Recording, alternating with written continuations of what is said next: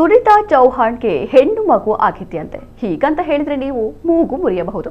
ಇದ್ಯಾವ ಸುನಿತಾ ಚೌಹಾಣ್, ಅವರಿಗೆ ಮಗು ಆದ್ರೆ ಅದ್ಯಾಕೆ ದೊಡ್ಡ ಸುದ್ದಿ ಅಂತ ಸಿಡುಕಬಹುದು. ಆದ್ರೆ ಇದರಲ್ಲೇ ವಿಚಿತ್ರ ಮತ್ತು ವಿಶೇಷ ಎರಡೂ ಇದೆ. 2025ರಲ್ಲಿ ಯುವತಿಯೊಬ್ಬಳು ಇಬ್ಬರು ಹುಡುಗರನ್ನ ಒಂದೇ ವೇದಿಕೆಯಲ್ಲಿ ಒಟ್ಟಿಗೆ ವಿವಾಹವಾಗಿದ್ದಳು. ಅಣ್ಣ ತಮ್ಮ ಇಬ್ಬರನ್ನೂ ಕೈ ಹಿಡಿದು ಇಬ್ಬರಿಗೂ ಆಕೆ ಹೆಂಡತಿ ಆಗಿದ್ದಳು. ಆ ಯುವತಿಯೇ ಸುನಿತಾ ಚೌಹಾಣ್. ಈಗ ಆಕೆ ಹೆಣ್ಣು ಮಗುವಿಗೆ ಜನ್ಮ ನೀಡಿದ್ದಾಳೆ. ಸಿಮ್ರೌರ್ ಜಿಲ್ಲೆಯ ಇಬ್ಬರು ಸಹೋದರರಾದ ಕಪಿಲ್ ನೇಗಿ ಹಾಗೂ ಪ್ರದೀಪ್ ನೇಗಿ ಅವರು ಪತ್ನಿಯ ಹೆರಿಗೆಯ ಸುದ್ದಿಯನ್ನ ಸಾಮಾಜಿಕ ಮಾಧ್ಯಮದಲ್ಲಿ ಹಂಚಿಕೊಂಡಿದ್ದಾರೆ ಹಾಗೂ ತಮ್ಮ ಕುಟುಂಬಕ್ಕೆ ಹೊಸ ಸದಸ್ಯರನ್ನ ಪ್ರೀತಿಯಿಂದಲೇ ಸ್ವಾಗತಿಸಿದ್ದಾರೆ. ಈ ಸಹೋದರರ ವಿವಾಹವು 2025ರ ಮಾರ್ಚ್ 13ರಂದು ಶಿಲೈನಲ್ಲಿ ನಡೆದಿದ್ದು, ಈಗ ಸುಮಾರು 13 ತಿಂಗಳ ದಾಂಪತ್ಯ ಜೀವನದ ಬಳಿಕ ಮಗು ಜನಿಸಿದೆ.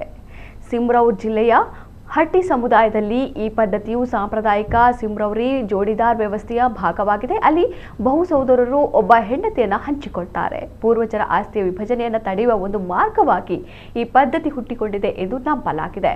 ಕಪಿಲ್ ನೇಗಿ ಪ್ರಸ್ತುತ ಬೆಹ್ರೇನ್ನಲ್ಲಿ ಕೆಲಸ ಮಾಡ್ತಾ ಇದ್ದು, ಸಿಮ್ರೌರಿ ಸಹೋದರರ ಸಂತೋಷವನ್ನ ಪದಗಳಲ್ಲಿ ವ್ಯಕ್ತಪಡಿಸುವುದು ಕಷ್ಟ.